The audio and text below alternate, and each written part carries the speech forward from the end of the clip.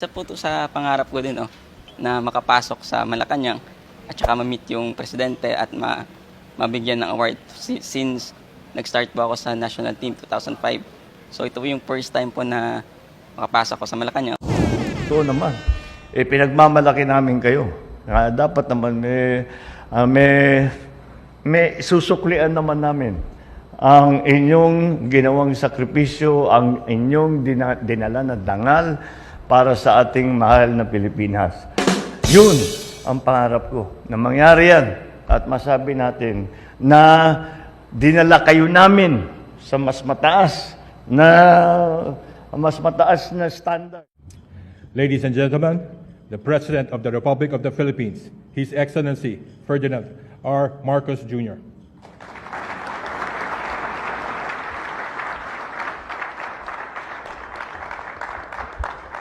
Thank you very much to our Philippine Sports Commission Chairman Richard Bachman, for your kind introduction. Senator Francis Tolentino, who has joined us for this afternoon. PAGCOR Chairman and CEO Al Tenco. The Philippine Olympic Committee President Abraham Tolentino. Philippine Paralympic Committee President Michael Barredo, who you may not know is actually a schoolmate of mine. And he has used it to his great advantage to bring all of these issues that before were not really in the fore, especially when it came to Paralympics, when it came to disabled people. Marami siyang nagawa. So I'm glad to see him continuing in that vein. To of course, our athletes who have represented our country and have brought pride and honor to all Filipinos. Ladies and gentlemen, welcome to Malacanang Palace. Good afternoon.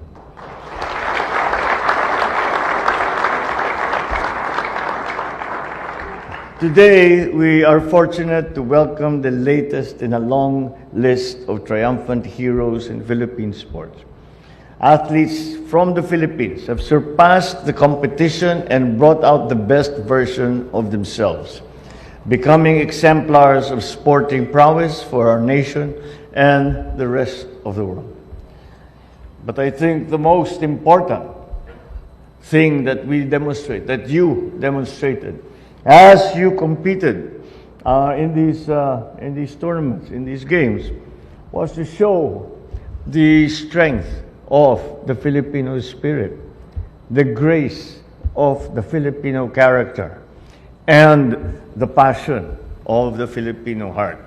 And that is what comes out with the results, with what you have been able to do. With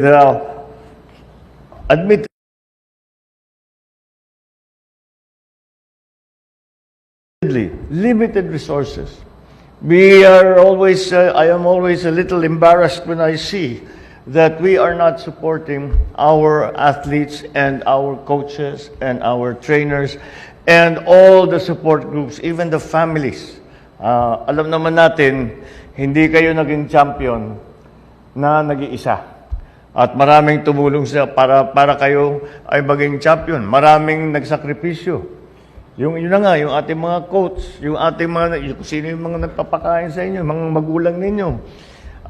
So it seems that what we in government, considering the honor and the pride that you bring to the Philippines, it seems that it is not commensurate for the great service that you do to our country and to our people.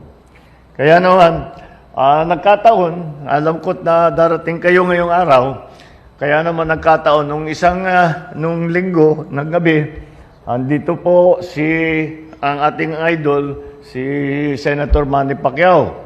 At meron kaming pinapanood na palabas, yung mga ibang para-athletes nandito rin, and who joined the Paralympics. They were here and we did a tribute to our athletes.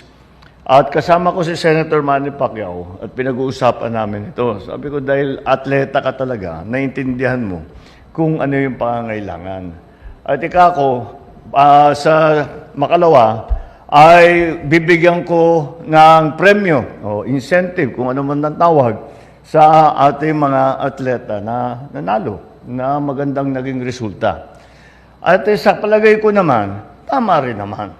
Dahil kayo naman ay nag-perform kayo, hindi naman nangyayari yan na hindi kayo naghirap, hindi kayo nagsakripisyo. Ngunit sabi ko, hindi lang naman ang mga athlete ang nandyan. Hindi naman lang ang athlete. Kaya gumaling yan dahil na-train yan ng mahusay, dahil may coach yan, dahil dahil masustansya ang kinakain, dahil meron siyang access sa mga training facilities, meron siyang meron lahat ng pangangailangan para nga maging champion. Kaya gumawa kami ng paraan at gagawa kami ng plano na susuportahan natin, lalo na basta't Philippine team na athletes at saka coaches at saka trainers at saka mga nutritionists at saka pati na yung mga driver, pati na yung lahat. Kasi kailangan nyo yan ang hirap paano kayo magte-train. Hindi kayo makarating dun sa yung NLEX, hindi kayo makapunta dun sa pinagpupuntahan ninyong stadium. Kaya kailangan natin tulungan kayo. At kaya naman dahil dami natin, darating kayo rito, kagaya ngayong hapon. At lagi natin sinasabi, pinagmamalaki namin kayo. Totoo naman. Pinagmamalaki namin kayo. Dapat naman may susuklian naman namin ang inyong ginawang sakripisyo, ang inyong dinala na dangal para sa ating mahal na Pilipinas. Kaya asahan ninyo na sa administrasyon na ito ay gagawin natin ang lahat para masuportahan natin at ipalabas natin ang kagalingan, ang husay ng ating atleta para makita na. Kung iniisip ko, sinasabi ko nga sa sarili ko, karamihan dyan hindi natin natulungan. Talagang kung saan-saan na lang kumukuha ng suporta, nakakahiya. Pero ganun pa rin ang resulta, ang ganda-ganda pa rin ang resulta. Ang titibay pa rin, nakaka-proud pa rin. Kaya isipin ninyo kung tulungan natin, isipin ninyo kung suportahan natin. Yun ang pangarap ko, na mangyari yan at masabi natin na dinala kayo namin sa mas mataas na standard para sa inyong sa bawat inyong sport at napalabas natin ang tunay na galing ng atletang Pilipino. Maraming salamat at magandang hapon sa inyo.